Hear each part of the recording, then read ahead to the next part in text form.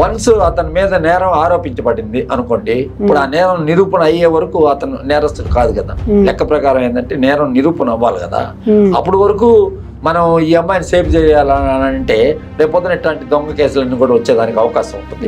అంటే ఇప్పుడు ఒక ఎఫ్ఐఆర్ ఫైల్ చేయాలంటే ఖచ్చితంగా సాక్ష్యాలు కావాలి కదా. ఆ అమ్మాయి చెప్పినంత మాత్రాన అంటే కొంచెం పేరున్న కొరియోగ్రాఫర్ కాబట్టి యాక్షన్ తీసుకోవాలని అంటే ఆ అమ్మాయి దగ్గర అంత బలంగా సాక్ష్యాలు ఉన్నాయేమో. ఎఫ్ఐఆర్ ఫైల్ చేసేదానికి అవసరం లేదమ్మా. వన్స్ ఆ అమ్మాయి దగ్గర ఇప్పుడు స్టేట్మెంట్ తీసుకుంటారు, అతని దగ్గర స్టేట్మెంట్ తీసుకుంటారు. తీసుకున్న తర్వాత కొంతమంది వ్యక్తుల పేర్లు దాంట్లో చెప్తే వాళ్ళని పిలిచి ఇన్వెస్టిగేట్ చేస్తారు, ఈ చెప్పింది నిజమా కాదా అని. ఎఫ్ఐఆర్ స్థితిలో అవన్నీ ఉండవు. కావాలండి మీరు ఎఫ్ఐఆర్ చూడండి, పలానా వ్యక్తులు ఉన్నారు, ఇదికంటే వాళ్ళు ఉన్నారు, వీళ్ళు ఉన్నారు అని చేయరు. ఇది పోలీసు రేపు వాళ్ళని కూర్చోబెట్టి మాట్లాడినప్పుడు ఏదో ఒక ఎవిడెన్స్ కావాలి కాబట్టి ఎవరో ఒకరిని దాంట్లో ఇన్వాల్వ్ చేస్తారనమాట. ఎవరో ఒకరిని ఇన్వాల్వ్ చేస్తారు. అతని తరఫున అతన్ని ఇన్వాల్వ్ చేసుకోవచ్చు, ఇతని తరఫున సాక్షులు అనేవి బోత్ సైడ్స్ ఇటు ఉంటారు అటు